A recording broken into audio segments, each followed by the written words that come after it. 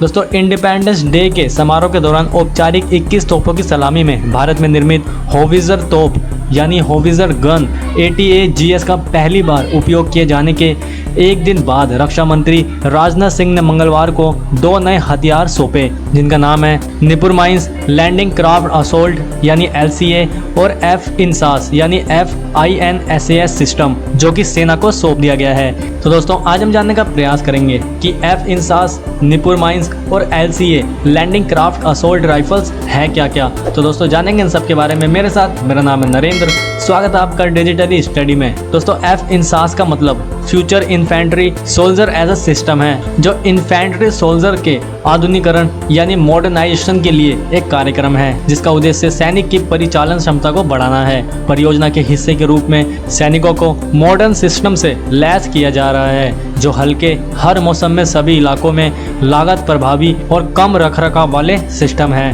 दोस्तों F-INSAS system के full gear में एक AK-203 असोल्ट राइफल शामिल है, जो एक Russian origin gas operated magazine fed select fire assault rifle है। इसकी रेंज 300 मीटर है और इसे अमेठी में रूस भारत के जॉइंट वेंचर में बनाया जा रहा है। इसके अलावा F-INSAS सैनिकों को बैलिस्टिक हेलमेट, बैलिस्टिक गॉगल्स और बुलेट प्रूफ जैकेट प्रदान करता है। हेलमेट और bullet proof jacket AK-47 rifle से दागी गई 9 mm की गोलियों और गोला बारूद से सैनिक की रक्षा करने में सक्षम है। गोल को अचीव करने के लिए सोल्जर्स के पास 200 मीटर की सीमा के साथ तेज और सटीक लक्ष्य के लिए राइफल माउंटेड होलोग्राफिक दृष्टि होगी। दोस्तों कम रोशनी की स्थिति में भी संचालन के लिए हेलमेट में एक माउंटेड नाइट विजन डिवाइस लगी हुई है। F-INSAS सिस्टम कमांड पोस्ट के साथ सूचना के वास्तविक समय के आदान प्रदान के लिए hand free secured advance communication भी लाती है और सिचुएशनल अवेयरनेस को इनहेंस करती है। दोस्तों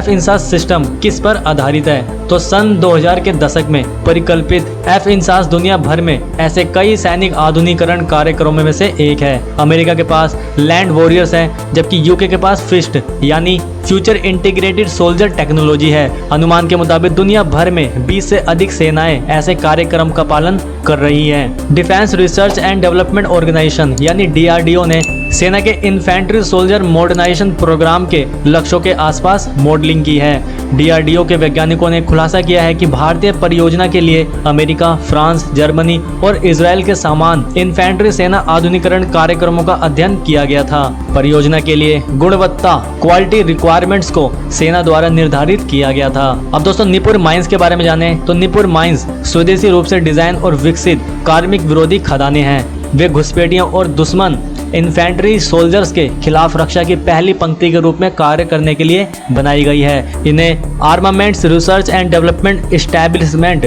पुणे और भारतीय उद्योग के प्रयासों से विकसित किया गया है। एंटी पर्सनल माइंस का उपयोग मनुष्य के खिलाफ किया जाता है, जबकि एंटी टैंक्स माइंस का उपयोग भारी वाहनों के लिए किया जाता है। वे आकार में छोटे होते हैं और बड़ी संख्या में तैनात किए जा सकते हैं। अब दोस्तों लैंडिंग क्राफ्ट असोल्ट यानी LCA का मतलब पैंगोंग त्सो झील में वर्तमान में उपयोग की जाने वाली सीमित क्षमताओं वाली नावों के लिए एक रिप्लेसमेंट है। LCA, जिसे एक्वारिस शिपयार्ड लिमिटेड गोवा द्वारा स्वदेशी रूप से विकसित किया गया है, जिसके पास पूर्वी लद्दाख में पानी की बाधाओं को पार करने के लिए बेहतर लॉन्च गति और क्षमता है। अब दोस्तों अंत में मैं आपको ओपिनियन जानना चाहूँगा कि ये जो new weapon systems LCA, F-INSAS और निपुर माइंस भारतीय सेना को सौंपे गए हैं, हैंडेड ओवर किए गए हैं, ये भारतीय सेना के लिए कितने उपयोगी साबित हो सकते हैं? अपना ओपिनियन आप नीचे कमेंट सेक्शन में दे सकते हैं। और दोस्तों अगर आपको ये वीडियो पसंद आई हो तो प्लीज इसे अप्रिशिएट कीजिएगा, लाइक, शेयर और इस चैनल को सब्सक्राइब कीजिएगा। धन्यवाद दोस्तों, थैंक्स।